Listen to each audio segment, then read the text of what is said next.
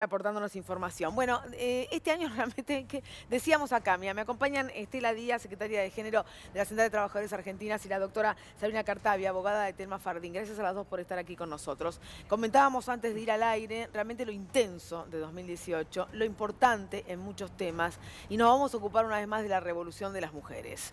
Porque esto que empieza a suceder, no es que esto se dio con la conferencia de prensa del colectivo de actrices argentinas y el caso de Telma Fardín.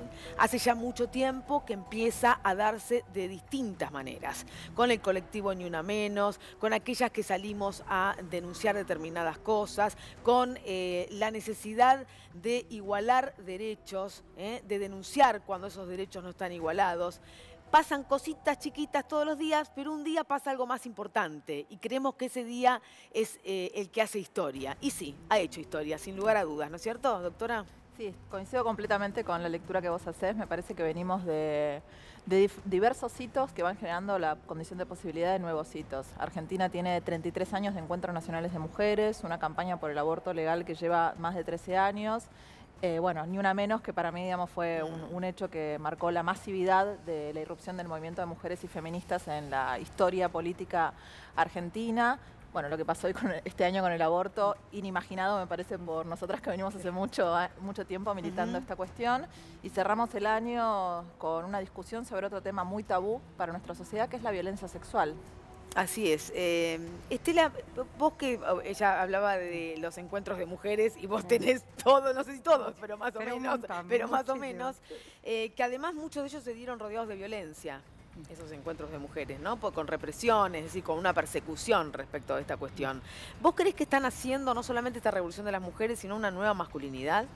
Bueno, me parece que ese es el dato de la transformación cultural tan profunda que estamos viviendo ahora, porque me parece que por primera vez empiezan también los varones a sentirse interpelados, a sentir, había algunas veces con humor, algunos tuits que lo tomaban, pero de decir, ¿y yo cómo hablo? ¿Puedo decir esto de esta manera? Hasta repensar no solo el lenguaje, sino las situaciones, pero esta situación no era habitual. Bueno, este era un proceso que las mujeres venimos haciendo hace años. Venimos discutiendo con otras, repensando la feminidad y hay, como bien decías, momentos en que esto hace una eclosión, ¿no? El 3 de junio del 2015 con el Ni Una Menos fue un momento importantísimo. Este momento con la denuncia de Telma y por las características que tuvo, porque fue una denuncia individual, pero una voz colectiva que mostraba que cualquiera podía ser ella. Digo esto, que condensa muchos periodos. En las mujeres ya lo veníamos produciendo, pero en que se revise la construcción de las masculinidades, que se revisen esos pactos de violencia que están asociados a prácticas que terminaban siendo absolutamente habituales, no la excepción. Bueno, creo que estamos en un proceso que está produciendo esos cambios y ahí apuesto, y se vio muchísimo en la marea verde con las y los jóvenes, lo vemos nosotras incluso en el sindicalismo, con la militancia de las jóvenes, que ahí hay, ¿no?, un clic en pibes, pibitas, adolescentes que pueden decir, sentémonos entre varones a deconstruirnos. Esto es totalmente nuevo, ¿no? Pero eso que decís es así, porque hay muchos varones que te preguntan, ¿pero qué quiere decir que ante esto que está sucediendo? Yo no puedo decir qué lindo ese saco que tenés puesto, qué bien te sienta este color, porque lo van a tomar como que hay una mirada nuestra de querer acosarlas o intimidarlas. Bueno, me parece que no es esa la intención, digamos, para nada, justamente. Queremos a los varones, por favor, que se entienda. Queremos que sean aliados, queremos poder relacionarnos en condiciones de igualdad, queremos cambiar la lógica, digamos, de dominación imperiante, que muchas veces lo que hace es generar violencia y se sienta, digamos, también sobre la violencia. Y en este sentido, retomando lo que decía Estela, lo que vemos es que los jóvenes están pidiendo a los gritos que haya educación sexual integral, ¿no? Que en la Argentina tenemos una ley desde hace 13 años vigente, pero con muy poca o nula implementación. Y es fundamental que estas discusiones las podamos dar adentro de los ámbitos escolares, que van desde el jardín de infantes, primaria, secundaria, universitaria o terciaria, en un marco de respeto, de conocimiento científico, donde podamos debatir sobre las diferencias sexogenéricas y parar con la discriminación que se genera hoy en día. Evidentemente el caso de Telma, por el impacto que tuvo este apoyo del colectivo de actrices argentinas, es decir, una mujer que pasó, después de 9 años, a animarse a contar qué le pasó, ir a la justicia primero, después decirlo, debatir sobre si había que dar o no el nombre del agresor, del violador. Que fue todo un proceso, no es muy sencillo hacer esto, no es que una mujer se sienta y dice cualquier cosa, porque viste, se empieza a decir, no, bueno, ahora las mujeres van a denunciar cualquier cosa, que si la miré, que si me senté a tomar un café, no, chicos, no es así. No es así. Lo que está pasando, doctora, y le quería preguntar, es que en muchas redes, muchos chicos que quizás se vieron, o chicas que se vieron impactadas por la denuncia de Telma, empezaron a decir o a escrachar a compañeros porque le pedían una foto o porque le insistían respecto de alguna cosa. Y se armó, también digo porque conozco casos de otros compañeros que quisieron incluso ir a linchar al denunciado. Es decir, ¿hasta dónde tenemos que manejar esto? ¿Cómo? Teniendo en cuenta lo que apuntaba, que no hay educación integral en la escuela. Bueno, me parece que el primer paso justamente es que en las escuelas empiecen a tomarse cartas en el asunto. Hoy los y las adolescentes están trabajando con las situaciones de violencia que viven en su entorno en forma prácticamente autónoma, porque los adultos, que somos los responsables, digamos, de ayudarlos en el camino de la construcción de su subjetividad hacia una adultez, no estamos haciendo lo que tenemos que hacer. De hecho, hemos dejado esa responsabilidad de lado. En las instituciones, digamos, no se han tomado las debidas, diligencias para resolver estos problemas. Y también los y las adultas necesitamos, digamos, ser informados y ser instruidos para poder, digamos, brindar esos espacios donde se puedan discutir estos temas y donde justamente no se termine, digamos, generando situaciones de mayor violencia. Pero bueno, para eso justamente lo que necesitamos es que haya recursos, que el Estado lleve adelante estos planes. Ahora tenemos la ley Micaela también, que viene a reforzar esta obligación de introducir la perspectiva de género en todos los organismos del Estado. Pero para nosotras siempre, digamos, el pedido de educación sexual integral es la base para que podamos resolver los problemas. Tenemos que tener reflexiones profundas con información. Estela. Sí, y además lo colectivo, porque me parece que si hay algo que dejó absolutamente claro la denuncia de Telma y su efectividad, es que fue una voz colectiva, porque antes había habido denuncias y hubo un círculo de protección del violador que la dejó aislada, sola. ¿Por qué creemos en las mujeres cuando denuncian?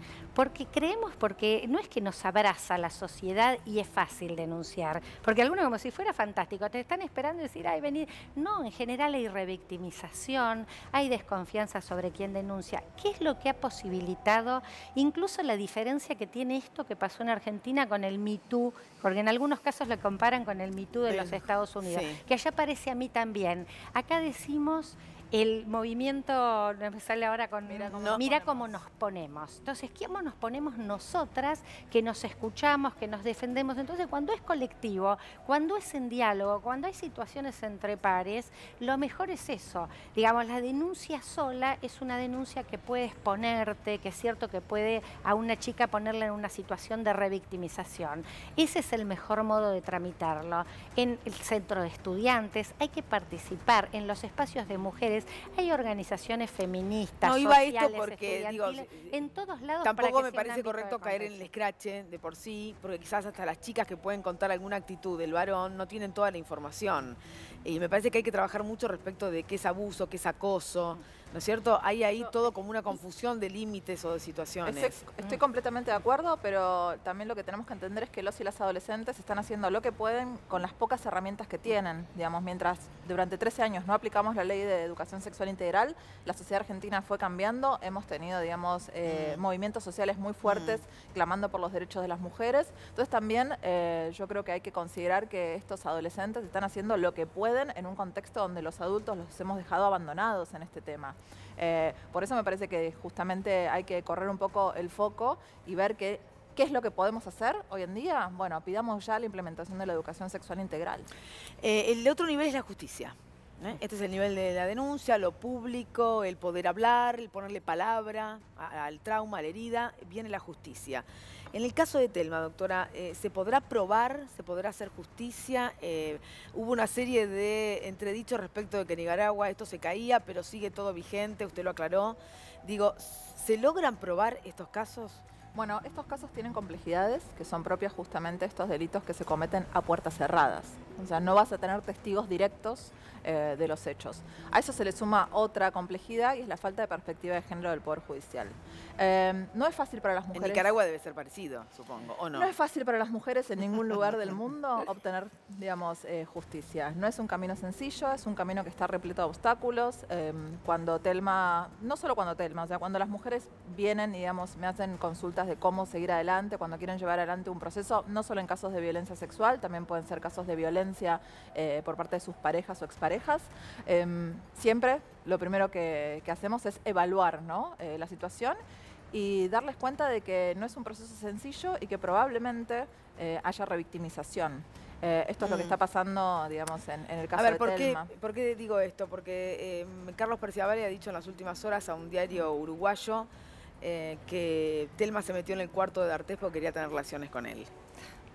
Entonces, pasar también por todo eso, ¿no? Eso es revictimización. Claro, por eso me dijiste revictimización y dije, ah, claro, tiene que ver con estas cosas. Y la revictimización, además, es un movimiento que es ahí tenemos, el polémico sobre Telma Fardín, se metió en el cuarto porque quería tener relaciones con él. Ahí parece que él estaba, es testigo del hecho. Qué rápido toma posición Perciabale. Asume la voz patriarcal. Es raro tomar esa posición, ¿no? Sí, respecto a un hecho en el que vos no viste, no estuviste, no tenés ninguna referencia, no escuchaste a nadie. Sí, además no sé. al revés, ¿no? Las referencias que tenés es que hubo muchas otras denuncias una vez que otras voces que aparecen otras voces que y entonces aparece que él tiene un patrón de conducta que no es porque esto es clave, y esto suele pasar en la inmensa mayoría de los casos. Quien tiene esta conducta no la tuvo con una sola mujer. No, la repite. Y la repite. El tema es que el silencio, ¿sabes qué pasa? Que estamos rompiendo siglos de silencio. Sí. ¿Complica que se haya ido a Brasil, D'Artés? Bueno, sí puede presentar un obstáculo porque es, digamos, por un principio constitucional que tiene el país vecino, ellos no extraditan a sus nacionales. Entonces, en todo caso, la investigación podrá porque tiene la doble continuar. ciudadanía, ¿no? Claro, él es nacido en Brasil y claro, además, digamos, tiene un DNI argentino. Entonces, él lo que podrá hacerse es continuar la investigación en Nicaragua, que si bien es un delito complejo, se puede presentar prueba, existe prueba de testigos indirectos, por supuesto, de personas, por ejemplo, que ella les contó al poco, digamos, minutos después de que ocurrió el hecho. Otras mujeres que fueron víctimas también de la misma persona, las pericias, que también son una fuente importante para brindar en una causa. Vamos, esas pruebas se van a presentar y después, en todo caso, lo que sucederá, el mayor obstáculo es que el juicio deba realizarse en Brasil. ¿En Brasil? Sí. ¿Por qué? Porque así lo establece, digamos, la ley brasilera. Nosotros podemos continuar la investigación en Nicaragua o en cualquier otro país donde se denuncie un hecho de estas características. Por ejemplo, y la si justicia mañana nicaragüense hace la etapa de investigación y luego el juicio se hace donde él esté. En Brasil. O sea que tenemos un largo camino por delante, eso quiero Larguísimo. decir. Porque además es una cosa entre países, imagínate. Es un caso muy complejo. Ya es un problema en el propio país, la justicia, imagínate cómo intervienen varios países, ¿no? En esta cuestión. Plazos imposible darlos. Imposibles. Y Telma sabe esto. Telma sabía que... Está dispuesta, digamos, a soportar el tiempo que sea necesario. Sí, porque ella también entiende que esto no tiene que ver solo con ella, digamos, sino que Telma toma la palabra, digamos, y se hace cargo de su historia, porque otras hablaron antes. Es el caso de Calu Rivero, de Anita Co y de Natalia Junco. Las palabras que ellas dicen le resuenan. Y esto también lo que generó es la posibilidad de que ella, digamos, hable, y ella también sabe que el hecho de que haya ella hablado ha habilitado a otras mujeres a hablar. Y esto es como una cadena de donde estamos todo el tiempo rompiendo justamente el silencio. ¿Estela ha recibido más consultas después de esto? ¿Más dudas, más preguntas de Todos mujeres? nuestros espacios han estallado. Han estallado Han todos. estallado, te lo dicen además las líneas oficiales de teléfonos de violencia, pero las redes en las que se atienden. Pero esto... Creo que estallan así como un momento donde hay más demanda, pero esto para nosotras no es nueva. Las denuncias de violencia, por eso Telma se anima, porque ya hubo otras voces, y esto nos pasa en violencia laboral, en violencias en los espacios políticos, sociales o sindicales. Y esto, para mí, el punto más bisagra es el 2015, ¿no? Y el 3 de junio, el Ni Una Menos.